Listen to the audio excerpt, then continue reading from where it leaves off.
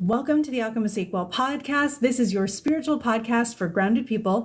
I am KristaLyn. Emily is actually on vacation this week, and so I will be hosting you with a general Q&A inspired by our live audience here on the Clock app. Are we allowed to say that? I think we are. So we are here doing a live broadcast, and I am ready and excited, truly, to answer any and all questions having to do with whatever you guys want to talk about. Typically, these are my Monday Magic Mood Boost live broadcasts, where we basically are just having a coffee talk together. If you don't have a spiritual bestie that you can start the week with and talk about what the astrology is coming up with this week, this is your place to do that. It's typically at 10 a.m. Eastern Time, which is what it is right now as well. Just a reminder to everybody, next week, it will actually not be happening, and perhaps the week after, but that is something we'll talk about later too. All right, cool. So if anybody has questions, go for it. In the meantime, what I can do is look at a little bit of the astrology for this week, and that can help us get kind of started in what we might want to talk about. Hello, everybody. Thank you for being here.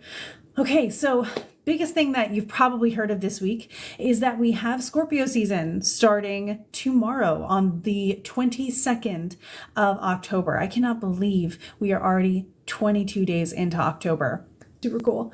So Scorpio season, this is something I love to talk about, actually. It makes a lot of sense when you get to analyze it, but often Scorpio is kind of, I wouldn't say misrepresented, because honestly, Scorpio does cover a lot of the things that people talk about. It is that deeper, more denser emotional sign.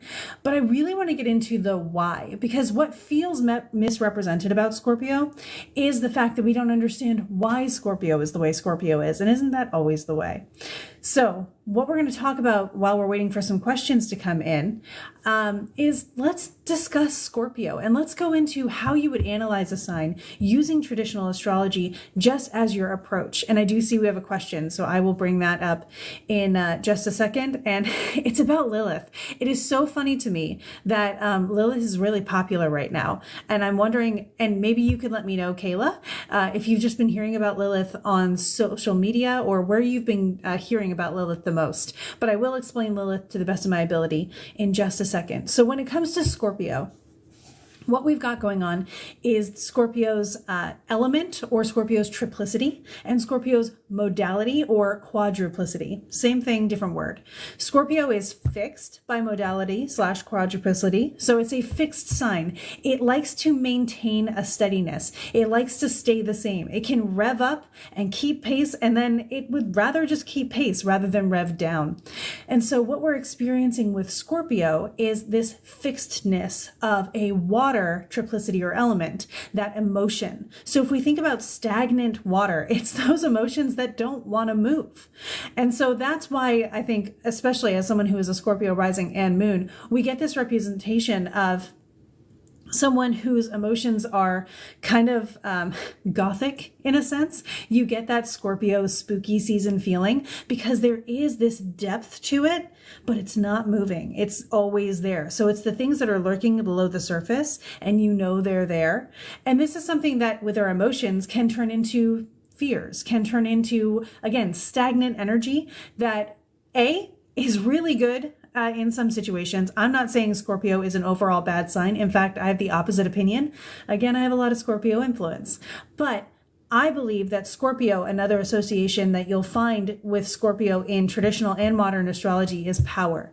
Power not necessarily to hold over people, but power to endure, power to manage high situations, high energy situations, big emotion situations. Scorpio placements are likely very good in a crisis because they can either deal with their emotions or compartmentalize their emotions for a second to be able to help in the moment of crisis, keep that rationality about them. And then often what you'll find with a Scorpio, especially a Scorpio moon, is that they have to process their emotions after the thing. And I do have this trait, and I have a Scorpio moon in the first house. Yeah, so I see we got some people here with some Scorpio placements as well. And Kayla, I think you're talking about Lilith still, not Scorpio. So I'll get back to that in just a second. So with your Scorpio placements, think about how you might tap into that energy when you're buckling down to do something, when you're getting fixated on something, when you have to really focus. That is one of the benefits of Scorpio. Another keyword for Scorpio can sometimes be obsession, but obsession is also just a very deep and devoted passion. It is the opposite sign of Taurus, which is a Venus ruled sign, right? So there's so much we can get into when we're trying to understand Scorpio from a sort of psychological perspective to be able to say, why is Scorpio the way Scorpio is? So with Scorpio season, as the sun is coming in to highlight this energy, we too like to get into things that help us feel our feelings in safe container ways, which in some cases could be like trick-or-treating, horror movies, feeling fear for the sake of having an outlet for it when it's not something that's in our face and demanding our attention, letting ourselves process those things through safe containers like story. So the next thing I'm going to get into now, we can dive into our Q&A, is Lilith. Okay, so here's the thing.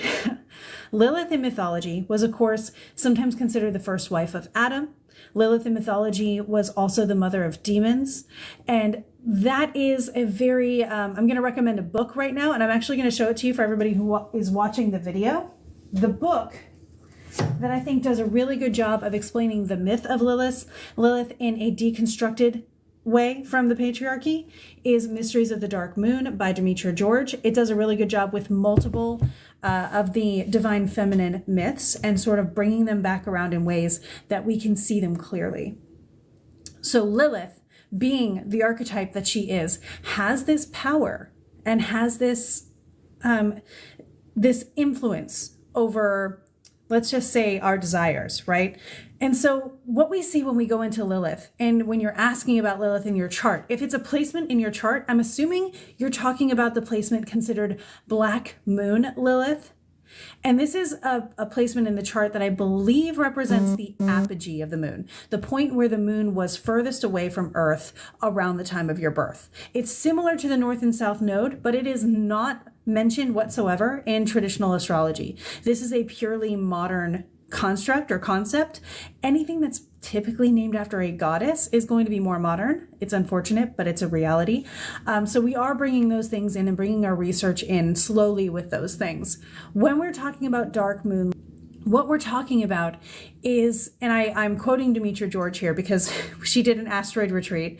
And of course, everybody wanted to know about Lilith, even though Lilith is not the asteroid Lilith. Lilith is a position of the moon placeholder in the chart, Lilith. So what we get there is Lilith is the no's that keep you on track. Demetra tried to explain it as sort of the gutters on the bowling alley that say, no, you can't go over here. No, you can't go over there. We have to focus on this. So while we may see a bunch of shiny things in life, if you've ever felt like you've tried to pursue something and it just keeps telling you no, that might be something that could potentially relate back to your Lilith. I personally find so many other ways to find this and more poignant places in the chart, more physical places in the chart that actually are represented by planetary bodies, that we find this in traditional astrology just as easily as we find it in modern astrology. I'll put it that way. And that goes for a lot of concepts that we've come up with over the last couple. But we didn't have access to traditional astrology until the 90s. So those concepts that we've come up with over the last couple decades did have a purpose, especially before we had access to the documents that we have access to now that were translated and give us the education of traditional astrology from sources like Valens and Maternus and all of those other documents. So Dark Moon Lilith is what, I met her, hang on. She's the producer of The Oprah Show from way back when, and she wrote a book called The Beautiful No. And it was all of the no's in her life that bumped her around and were very disappointing until she realized that they were leading her to what she really should be doing, her actual potential. So that is another book you could take up if you wanted to, The Beautiful. It's got like a tan cover to it. It's very short. It's an easy read. I read it in a day. But I recommend first and foremost, if you're interested in astrology, women's history, mythology, all of those amazing things, you're going to want to read Demetra George's Mysteries of the Dark Moon. Cool. All right. So I see we've got some other questions. Okay, so Kayla, you're talking about Lilith in the ninth house. Your Lilith in this case, and I'm only going to do one example, but if we were to interpret Lilith like a placement, which I typically would not do, I would say that this is something that has to do with spirituality, with religion, with ethics, with higher education, and those kinds of things. So different forms of what could feel like rejection in those spaces are actually trying to push you in another direction. That we do this all the time. We get tunnel vision and we forget to realize what we're actually being asked for. I did this actually during my Saturn return. I wanted something for my life so badly. I had worked for it my whole life. And Saturn return was clearly telling me no. And it was clear in my natal promise of my astrology. It was clear by transit. And I was just like, this is what I've always worked for. What am I supposed to do now? So what I did was, when I got fed up enough, I said, okay, well, what invitations do I have around me? What is the world asking me to do? What are people looking to me for? And it was astrology. And here I am. So you can see how Saturn in this case represented the beautiful no's of one thing that led to a bunch of yeses that helped me really tap into a passion of mine, show it, become it even more. And now the no's that I got before are coming back around in a new way. And I'm still getting better versions of those as well. So that's. We have a question here. You both always talk about your gifts. How did you validate what you see, hear, feel at first? Oh, you came to the right place. So this is from Megan. Megan, thank you so much for asking this question. It took me years. Again, so a placement that might often doubt their abilities or doubt themselves is going to be a Scorpio moon, especially in the first. Scorpio is going to be the kind of sign that's like, I think I feel this, but maybe I don't feel it. And I'm like, you get these really big feelings, and then 3 days later, you talk yourself out of them. And that's how it always felt for me. Every time I had someone just come randomly off the street and tell me about my abilities, or someone on a tram at a state fair tell me about my abilities out of nowhere and say, you need to cultivate those. Or even when I would visit a psychic or call a psychic on purpose, and they would tell me, you need to cultivate your own abilities, I would feel so validated and so excited for like 3 days. And then it'd be like, I probably made that up. It's probably not a real thing. And so what I actually had to do, I do this thing, and my guides know it. I was born this way. So my guides know that sometimes I really need a smack in order to believe in something. I need just unquestionable proof. And I will tell you of 2 examples where I got this. The first is when I had to stop questioning whether or not I was a psychic medium. And then the second, I can't go into super deep detail with, but I can tell you the story around it, because it was a ping that I received in a crazy situation. And it felt so weird to me that I actually needed to outsource my validation for it. So what I did was I would meditate every day. And when I meditated, I would ask for something that would happen later so that I could validate it. And I would write it down, or I would tell it to somebody, so that if it didn't happen, I would have to deal with the fact that it was wrong. But if it did, I had someone else who could say, yeah, you did say that was going to happen. I can validate this with you. So again, I kind of outsourced my validation on that one. Full disclosure, I have the sun in the 7th house, so I typically will work with people for things. Partnership is a very important aspect of my life, whether it's collaborative or elsewise. So in this case, it was my dad. Growing up, my dad, who happens to be a Taurus rising, which means our angles, my 7th house is his 1st house, my 1st house is his 7th house. So it really worked well. And so what I would do was I would meditate, and I would say, Dad, this is what I got. And one day what happened was I was about to be going to a paranormal conference, because I was looking for all the resources, all the teachers I could find. And so I said to my dad, I meditated, and they said something important happens at this conference. And that's vague. So I was already irritated, right? But something important would happen. And I was deliberately asking for things that would make me not doubt anymore, because my whole life, don't doubt, has been the message. So I'm here for you. So what happened at the conference was I went to go see Chip Coffey, a psychic medium that got famous particularly for their efforts in the show Paranormal State, paranormal investigation team at Penn State University. It was a big thing for us in Pennsylvania, obviously. And so I went to a gallery reading of Chip's, and I was like, okay, so the opportunity is here. If something important is going to happen, I'll get randomly picked out of the audience, and there will be a message for me, and it'll be everything that I've ever dreamed of, and I won't question anymore. And then Chip describes the way that he does his readings. And it's by, you have to volunteer. You have to raise your hand, which hindsight as a psychic, I think is genius because sometimes you get people like me in that moment who are like, I just want to feel special. And it's really distracting in the energy from what needs to be said or what needs to come forward. And so I decided if it's volunteer, I'm never going to believe myself if I raise my hand and get validation that way. I don't know what I would ask for. So I kept my hand down. And at some point he went from mediumship to psychic questions. So he basically did like Q&A and then would psychically answer questions rather than channeling in other people. And all of a sudden he says, everybody put your hands. There's always somebody, you can see the frustration here that I totally get now, right? There's always somebody who's supposed to raise their hand but doesn't. He walked right up in front of me, put his hands on his hips and just said, what is up with you? And I panicked. So I said, I was meditating last week and I was told something important was going to happen at this conference. And I guess this is it. And like me. And he just looked up at everybody in that room as if to say like, see. And then every time a psychic question came up where someone asked him what it was like to be psychic, he had me answer it and then validated my answer to this room of 200 people.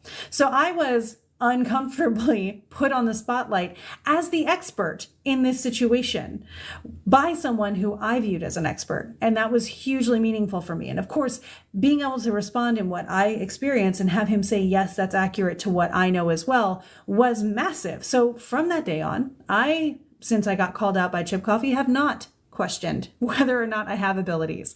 Sometimes I question whether I have enough energy to give an accurate reading or to be able to do what I need to do, but I haven't questioned it. So summary of that story is to ask for validation. And even if you need a lot of it, ask for it. You were born this way. It's okay that you need a lot of validation. To this day, I will sometimes say, make it inevitable that I notice this, or I will say, try harder because I'm not picking up what you're throwing down. Like, can you be clearer about this? Can you make it so obvious that I can't miss it? I feel like if you have been communicating with me, I'm missing it because maybe I'm focused, maybe I'm fixated, whatever. So I would just simply keep asking and say, you know what? I might need you to be a little, and also keep in mind with that, you have the right to boundaries in your energy. Don't scare me in order to do it. If you don't want to be put in front of a room of 200 people, don't ask for that. I have Leo in the 10th. I'm okay with, kind of being in front of people. But if you don't like that kind of thing, make sure you say, hey, don't shame me or embarrass me, but make it obvious. So that's something I would recommend. There was another time where another option you could have is I was walking on the streets of Jerusalem and I got a ping.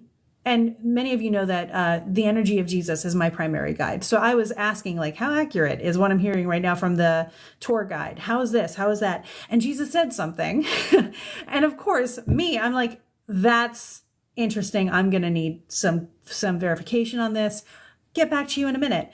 And so I went to my mom, my dad, and my husband, all of whom were there. Did not tell them what I had heard or what I had come up with, but I said, you all need to ask God or whatever energy for a validation by the time we reach the end of this tour. And if all three of you haven't gotten it, I'm not going to believe what.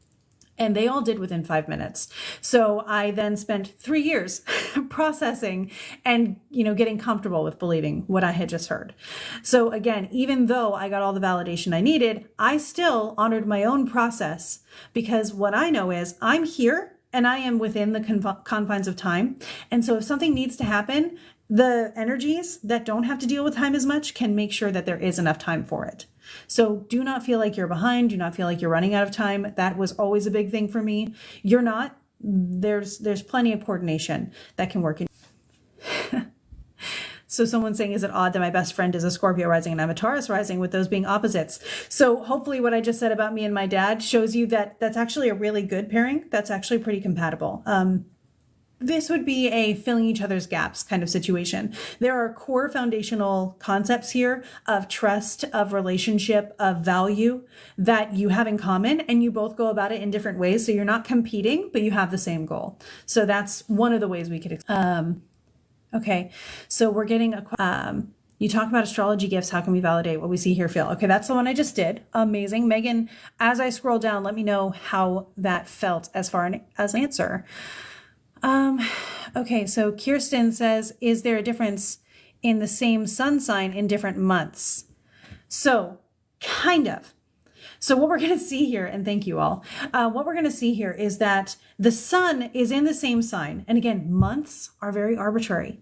Unfortunately, months are not what they originally were. We are on a Gregorian calendar, which is not the same calendar that they followed in ancient Egypt when they were using the sky as their calendar. So I want to point that out first and foremost, right? So the sun being in a different month, it would have happened, but it would have been following the lunar month rather than the months that we have now, which again are kind of arbitrary. So the sun, if you're like let's say you're an April Taurus as compared to a May Taurus, the one thing you can notice, because there will be differences between those people, right? And it's not because the month is different. It's because the sun is at a different degree of that sign. So you have the first half of the sign and the second half of the sign. Signs are broken down into even smaller sections that can be 3 sections of 10 degrees, which are called decans. They can be varying sections of like 4 or 5 sections, sometimes per sign, which are called terms. And then you can get all the way down to like each 2-degree section being called a dodecamoria, or a 12th part of the sign. So you can imagine how each degree has actually this amazing combination of detail that goes into it. Even if it's still the same sun sign, it's the sun being affected, being managed, or being influenced by the energy of a different planet, or even a different sign, as it's designated by those different sections of the sign. So there is a difference depending on what's going on. I recommend, it looks a little bit chaotic when you're first getting into charts, but if you can look at a chart and bring up the settings you'll want to look for are decans and terms, and I'm talking about Egyptian terms. There are multiple kinds because people try to do calculations differently. I would recommend Egyptian terms. That is the general consensus against, according to most academic astrologers right now. You'll be able to then start your idea of like, oh, I'm in the first decan, you're in the second decan. Of course, we have differences, but there are some core things that you also have in common because you do have the same sun sign going. Thank you. Sherry Salata is the author of The Beautiful No. I met Sherry Salata, who then I asked her what her favorite book was, and she said, Return to Love by Marianne Williamson. So I got Marianne Williamson's book in Return to Love, read that, met Marianne Williamson, ended up working with Marianne Williamson during 2020. And then that ended up leading into my own Saturn return. So it was like a really weird sequence of events. Talk about Sherry Salata's Beautiful No book leading to my greatest, strongest Beautiful No that I've ever had. It was insane. Thank you for that. I appreciate it. Christine is asking about the surgery, and this is actually kind of relevant to the podcast, so I am going to bring it up. I'm having a surgery next week, which we've mentioned a couple times on lives in the podcast. I'm having top surgery, and it's on the 28th of October. Part of the reason why you're going to get a live from me this week and a live from Emily next week as your podcast episodes is because this week Emily is on vacation in Hawaii, enjoying an amazing, well-deserved time. And next week I will be in recovery. So next Monday, there will be no live broadcast as usual on TikTok because literally I think I'll just be getting out of surgery at that time.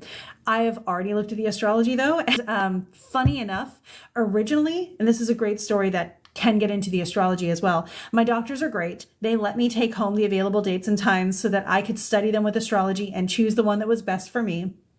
I was even able to bring it to my mentor and have them give me a second opinion on my own astrology so that I wasn't being too eager.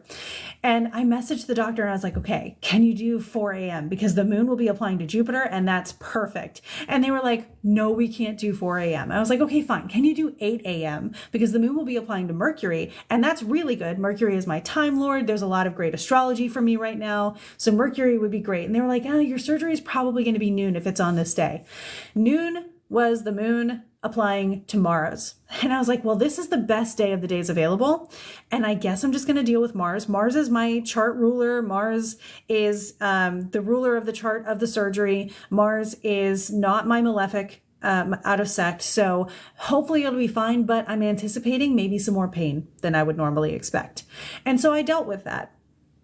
But then I was with a friend at Sacred Spaces and I let them know, they were saying, your recovery is going to be perfect. And I was like, well, the astrology is this. And I don't want to like bypass that so that I don't overwhelm myself by, disappointment or something. And she said, nope, we reject that. We're going to have a smooth surgery recovery. And I was like, okay. I mean, I believe in anything. Let's see, maybe I get like really good. I'm using arnica as one of my remedies. I've got some spells that I'll be using. Maybe they help mitigate it. And then I get to my consultation last week, the final consultation before everything. And they said, so we had to move your surgery. And I was like, oh no, that changes the whole chart. And they said, we moved it up to 7:30. Is that okay? Yeah, it's okay. The moon is applying to Mercury. That's fantastic. It's basically what I would have wanted. Thank you. Fantastic. So this is one of my theories that when you use folk magic or folk healing to help and mitigate astrology, then sometimes you don't necessarily change. I didn't like lasso the moon and move her. What happened was I said, hey, I would like better astrology for this, and I believe it's possible. And so the events conspired in my favor to move the Earth time of the surgery to a better time. So Christine, thank you for giving me the opportunity to share that. And I do feel confident that I'm going to be okay. I have had incredible support so far. And I'm very excited. I'm so excited. It's amazing. So I appreciate you all. How can we better learn about our big three and how they work together or impact each other? Ooh, this is a good question. Okay, so your big three, I'm going to need a drink for this. Hang on, because I'm going to go. Okay, so your big three are in traditional astrology. They actually are referred to it. So even though your big three sounds like a very modern astrological thing, they are based on an ancient technique or ancient, there were 5 what they called givers of life in ancient astrology. These givers of life were very important points in your chart, not just for natal interpretation, like for reading your birth chart, but because they let the astrologer know which placement, which of these is most in control of your vitality, of the quality of life, of the health that you have, of the length of life, and all of these other techniques. And they are the ones that we would use for releasing or other timing techniques. So a fun fact is your astrology chart is a starting point. It is the day you were born. There's some personality stuff we can get out of it, but that's not what ancient astrologers were doing. Ancient astrologers were unraveling this chart, kind of like a ball of yarn where you just tug on the string and you tug and you tug and you tug. And every once in a while, there's a knot in the string. And those knots in the string show change in your life coming. And those changes will give themselves over. They actually call this kind of giving over or handing over of authority from one planet to another. And so the sun will hand over to a Time Lord for the course of a year during annual perfections, if you're perfecting from the sun. Annual perfections from the ascendant, which is the most common one that we use right now, the ascendant will hand over its authority to the planet in charge of that sign of the year, whether it is there natally or the ruler of that. So the 5 givers of life, among them were the 3 Aphetas, Apheta.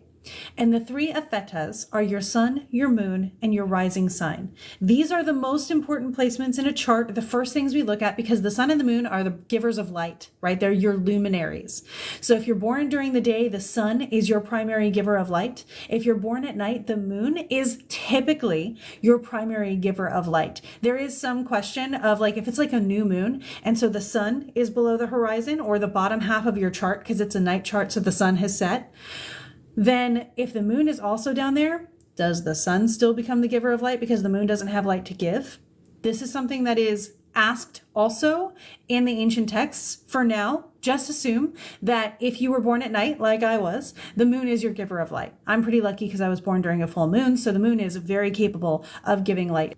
But the sun and the moon are the light givers. And then the ascendant is actually your OG astrology sign. Because way, way back when, before the 1600s, really, when someone would ask you what your sign was, they weren't asking for your sun sign. Your sun was a placement. but it wasn't your sign. Your sign was your rising sign.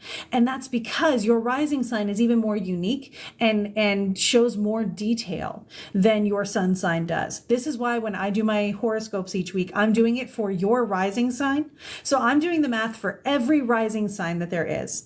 And then you can look at your rising sign and you will know that I've already done the math. And this is because on the eastern horizon, where the sun rises every day, right? Even when the sun is at noontime, there's still a sign rising on the horizon. The earth is turning, so the sky is still moving from our perspective, right? And so on that eastern horizon, you have a sign that was rising at the moment of your birth. This changes every 3 hours or so. And so it can really help narrow down a lot about you. That specific day, that specific time, that specific location, because the rising sign will change based on location, because the sky is different from the northern hemisphere to the southern hemisphere, or even from 3 hours over from here. The sky will be different when you look at it.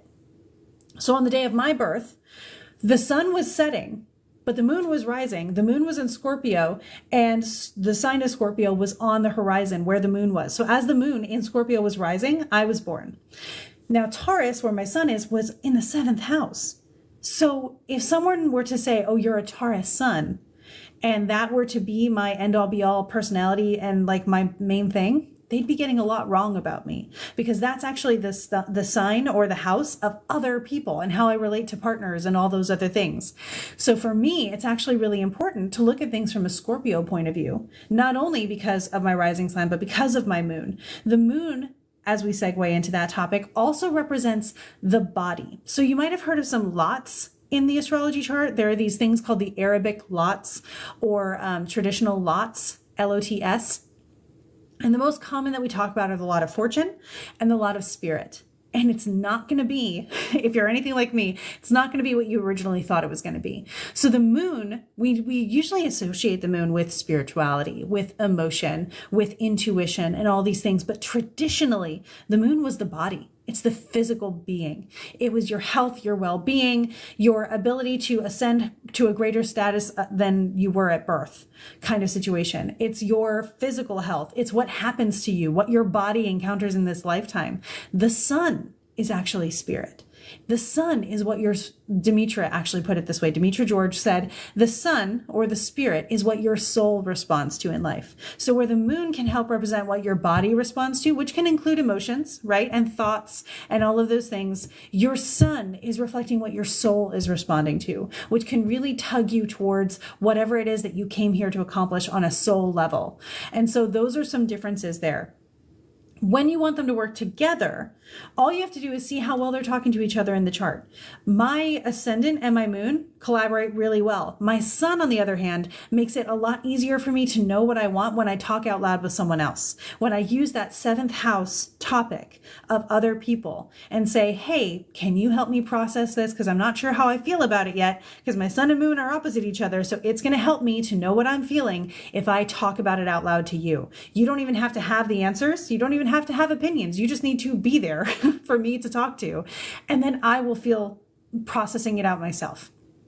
So those are some things that you can do to just see how they relate to each other in your chart. Look at how they aspect each other. Can they see each other by aspect? Do they have lines that connect them in your chart? If they do, look up the nature of those lines and say, okay, if it's an opposition, reflection is going to be really helpful. If it's a square, action is going to be really helpful. If it's a trine, you probably don't have to worry about it because it does it on its own. If it's a sextile, you just got to make sure that when you see an opportunity to do something, you decide whether or not you want to take it.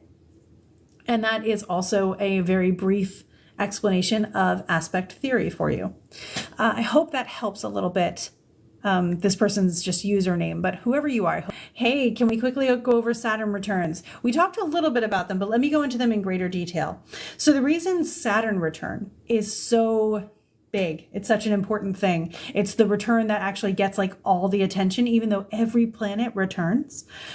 Saturn takes the longest to do so. And so that's why we talk about it the most, because Saturn is really far out there. It takes 30 years, 27 to 30 years, to go from the point that it was when you were born all the way around the zodiac and back around to the point where you. So this is one of the reasons why I think the ages of 27 to 30 are our true coming of age time, and why I don't think you have to have it all figured out before 30, because Saturn is going to come back in and give you that beautiful no we were talking about earlier. And honestly, it doesn't feel all that beautiful in the moment all the time. If you were born during the day, Saturn might be kinder to you because Saturn is not your out of sect malefic. It doesn't bring up as many challenges for you. It's a little bit more constructive. But if you were born at night, Saturn is going to be the planet that we look at to find indications of what poses the most challenge in your life. And often your challenges come through a restriction of something or some kind of something getting in your way. So basically, again, that beautiful no that doesn't feel so beautiful when it first comes up. Mars alternatively might show your growth comes through challenges. Your growth comes through actions and those kinds of things. You end up kind of being a bit of a fighter for what you want. That's not to say that vice versa can't be true. You can have both. You can have one or the other. It's just that's your typical when I can't see your full details of your chart. So when we look at the planets, the moon has a return every month, right? The moon has a month, gets around the whole zodiac. The sun has a return every year. It's around your birthday. It's called your solar return. Venus takes about Mercury is like a little bit less than a year, I think. Venus takes about 18 months to go all the way around. Mars takes roughly 2 years to go all the way around. Then we get to Jupiter. And this is going to tell you how far away Jupiter is in comparison to those other ones. Like so far we've had like month, year, little less than a year, a little more than a year, 2 years, fine. Jupiter takes 12 years to get around. Now, Saturn takes 27 to 30. So this is really giving you perspective of how big the solar system is and how far away these planets are from each other out there. You know, our textbooks kind of just shove them all together, but they are spaced out, pun intended. So when Saturn makes it all the way back around, not only are you getting your first Saturn return, but you've experienced by this point at least 2 Jupiter returns and multiple of the other returns of all the planets as well. You know yourself pretty well by this point, and now you're getting that black cherry on top that's saying, hey, final nook that's getting locked in here is, what do you stand for? What's important to you? What should you actually be doing? How firm are your foundations? What direction is the most profitable for you? Which one is going to last the longest? What is built to last in your life? And what isn't?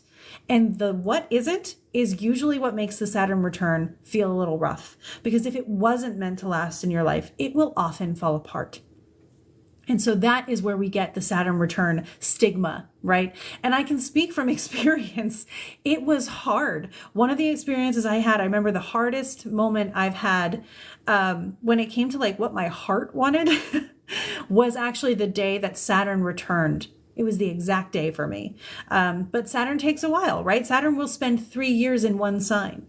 So you have this 3-year period of reconstructing your life and kind of going back to basics. Often, if you're looking for how can I make the most of my Saturn return and go as gracefully into that good night as possible, I would say again, like I said earlier, what is life asking of you? What is life making abundant for you? What resources are you finding around you? And how can you build using those?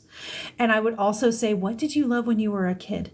What did child you think was going to be the ultimate version of life? And how can adult you practically make that possible using the resources you have? I found both of these things to be very helpful. They were my aha moments in my Saturn return, and they are my like go-to advice for people in that question. Recommend some reading material. Can trees be spirit guides? Okay, these are 2 questions. And what I'm going to do, Christine, is I'm going to give you some reading material for just starting out with astrology and some reading material for just starting out with folk magic and spiritual. And I'm going to combine those 2 a little bit, because when you get into folk magic, your intuition really lights up a lot. You can do one first and then the other. It's really, there's no wrong way to do it in my experience. I started out doing folk healing, but I didn't know it was folk healing. And I got into psychic mediumship because I was watching all the shows like, you know, Crossing Over, Paranormal State, all of those things. And then eventually I got into astrology, and that really put a bow on top of everything for me. So reading. This is going to help you so much. Again, I recommend learning mythology for all of it. Mythology is really helpful, not just Greek mythology. Greek mythology is going to help you a lot with astrology, but all of it is going to, any mythology you're drawn to, first of all, is going to be great. You might find more traditions there of folk magic that you're interested in, especially if you have a lineage of that. Mysteries of the Dark Moon by Demetra George is fantastic. Also by Demetra George are, don't be intimidated by the size here. This is like an encyclopedia. It's a really great reference book, but it also makes for an excellent curriculum of learning that you can take at your own pace. This is Ancient Astrology in Theory and Practice. There's volumes 1 and 2. I recommend these. These are Demetra's. Demetra is really good at teaching in a way that doesn't feel gatekeepy or dense, which is why I recommend her so much. She did such good work helping to translate the different texts that we now understand when it comes to Hellenistic astrology. And even if you want to get into a more modern astrology, the roots come from Hellenistic astrology. So you can start with Hellenistic astrology, and it is going to make the rest make so much more sense when you get to it. So it's kind of like learning the background, the ancestry, the context of astrology, as well as learning how to do astrology, so that when you get into more modern or psychological or evolutionary adaptations or applications, you are prepared with an excellent foundation. So these are my favorites. Another one, and I'm so biased when it comes to these, but she just does such a good job. I also would recommend, this is the first one I did. This is Chris Brennan's book on Hellenistic astrology. It's Hellenistic Astrology, the Study of Fate and Fortune. It is so good if you love the logical approach. This is really also very helpful. I have so many, like you can see, notes and highlights in this. This is where I first learned astrology. I benefited afterwards from going back and having someone help me process it. But again, I have the sun in the 7th house. So I will often rely on mentors and tutors to help me process things. Yeah. If you're looking for like just getting into astrology to understand your chart, first of all, be aware that you're going to get in a lot deeper than you think you are. Astrology is a very from the roots up kind of thing, but a good place to start to be able to feel like you can synthesize a chart okay. And this needs updating. Demetra has talked about it herself. Astrology for the Authentic Self by Demetra George. I'm trying to think about other authors here. I have other authors, but they get into the more like denser side of astrology. And so to get started, Demetra is an amazing teacher in person and also through books. Like I said, her writing style, and often she does have audiobook versions as well, is very. If you're just getting started with folk magic, I recommend, one second. I actually recommend this book called Small Magics. It is by H. Byron Ballard. This is an Appalachian, I think she considers herself an Appalachian village witch. She probably calls herself an Appalachian village witch. Where I grew up, we called it Appalachian. It's not wrong. It's just a matter of the region. This will validate what you're already feeling in a lot of ways and help you develop from there.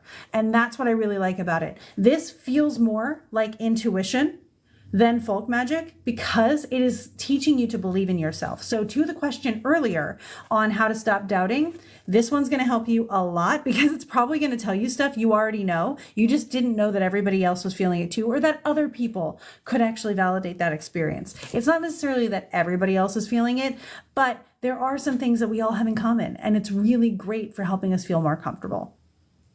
So those are ones that I would recommend. That's probably my favorite with getting into that kind of stuff. Another book that I would recommend is if you're looking for there's a psychic application for literally anything you'd want to do. There is the book Theta Healing by Viana Stibble. It is a healing technique first and foremost, but belief work that's going to get you really into using magic, using intuition, and all of those things as a personal development, personal healing tool, which I think is an excellent foundation for when you're getting into learning this stuff. You should be thinking about your mental health. You should be prioritizing your mental health. You should not be using magic to bypass things that you don't want to feel.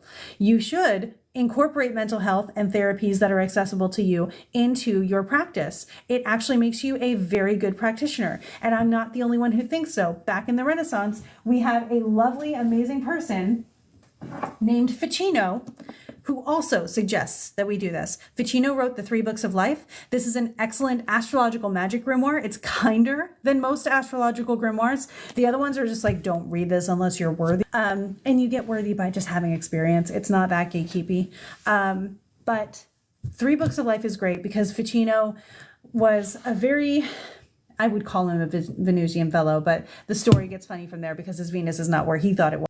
It's a really great book. It is a little bit more like reading a English lit book. But if you're up for that, it's quite poetic, and I do enjoy him a lot. And he gives a lot of explanation for the why and the framework of belief that went into a lot of astrological magic and astrology. So I hope that this is enough of a reading list for you to get started with. It's really great. It's a good start. They're all really fun to read, and I hope you have a really good time with it. And can trees be spirit guides? I notice I talk to trees a lot, so I do find that trees are good guides and they have spirit. Whether they're the spirit guides that are going to follow you around a lot, probably not. They are rooted to their location. But I do have a special tree almost everywhere I go where I'm like, you're my emotional support tree. So I have one in my yard right now when I need to really process something or be alone or whatever, and I cannot get my emotions back in check. I go sit under my emotional support tree. I talk to it. It gives me wisdom back. And so I do believe that trees make excellent. Greg forgot how to determine Time Lords. There's like, when I do a single reading for someone, I'm using 7 Time Lord techniques. So you determine Time Lords in various ways. Your annual perfected Time Lord from the Ascendant is going to be based on how old you are. And you just start like from 0 to 1 is your first house. 1 to 2 is going to be your second house.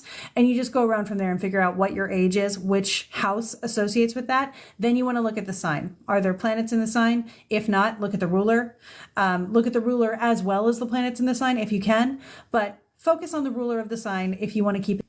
Right now, I'm in an 11th house Virgo perfected year. I have no placements other than my midheaven there. My midheaven is not a planet. So I look to the ruler of Virgo, which is Mercury. And I look to Mercury in my natal chart to see what I can expect baseline.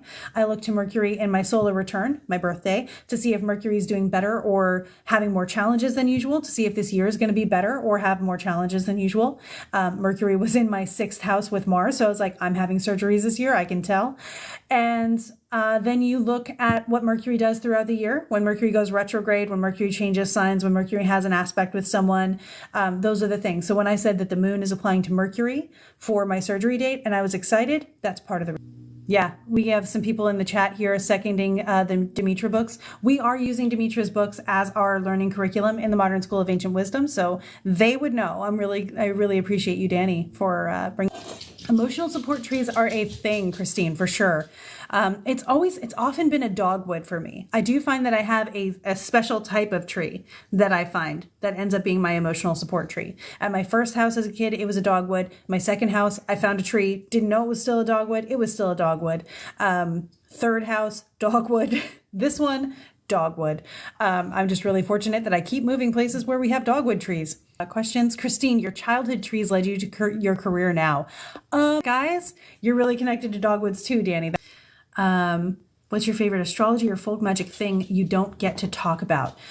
Oh man. So what I don't get to talk about, fortunately, I've been blessed with really good friends that I do get to talk about some things with people that really are kind of in this amazing circle. Rebecca is one of them. Em is, of course, one of them. I don't often get to talk about how effective folk magic can be for healing people. And I don't often get to talk about the results of magic that I do for certain clients because it's proprietary.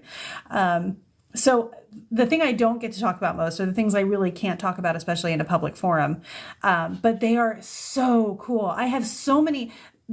I guess if I were to quantify it, the thing I don't get to talk about enough is how using your skills, your, spirit, God, source given abilities really does help you to not only witness, but also enable and empower miracles for yourself and for other people.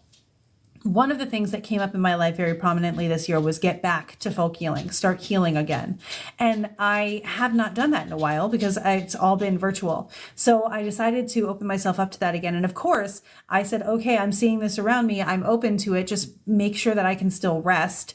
And I've had so many opportunities this year to help people with healing or with folk magic questions and things like that, that it's just been so fun to remember that the world is magical first and practical second. or rational, I guess, second, or whatever word we want to use to talk about the world that we tell ourselves we have to live in, as compared to the one we actually do, where magic is real, where healing is something that you can do in such an incredible way, where integration with your physical self, your mental self, and your spiritual self makes this world and makes this life so incredible, makes everything feel like it's on purpose, makes everything feel like it's purpose filled, makes you feel like you're worth it, makes you feel loved, brings the right people to you. And so that's what I would love to talk about probably more, but I get a little gushy about it. So that's kind of what I would talk about. Yeah. I hope that you guys all feel empowered to follow what lights you up. Whatever that is, that's your magic. Don't question it. Don't worry about it. Don't feel like it's too small or too complicated. You're perfect. You are good at this, whatever it is. I believe in you. You're on this podcast. You're on this live. So I do believe that things happen for a reason. And I think you're here for a reason. So I don't feel bad in saying I think that you're awesome, even if I can't see your face. The energy that I have seen here in this episode, in this call, in this live has been incredible. You are all amazing human beings. You make me feel better about myself, about my circumstances, and about my life. And I hope that I have given even a semblance of that in return during this hour. Thank you guys so much. And I'm about to do the thing that we do at the end of every podcast. So if you would like to do it too, get your thumbs ready. We are going to say, I'm going to count down from 3, 2, and 1. And then together we can say, go make some magic if you'd like to do that with me. Okay. So I'm going to start right now. I hope that you take the energy of this week, that you realize that you are amazing, and that you, 3, 2, 1, go make some magic. Thank you guys. You did it. Yay. The most in sync closing I probably will ever be able to accomplish. I appreciate you all. I will be back in 2 or 3 weeks. Stay tuned on my stories on Instagram and elsewhere for when the next one will be. I will schedule the next Monday Magic Mood Boost so that we can all be here together, have coffee, and talk about magic and all the great stuff as soon as recovery allows. And it will be amazing and smooth. And I look forward to being back with you guys again. Thank you guys. Have a great day.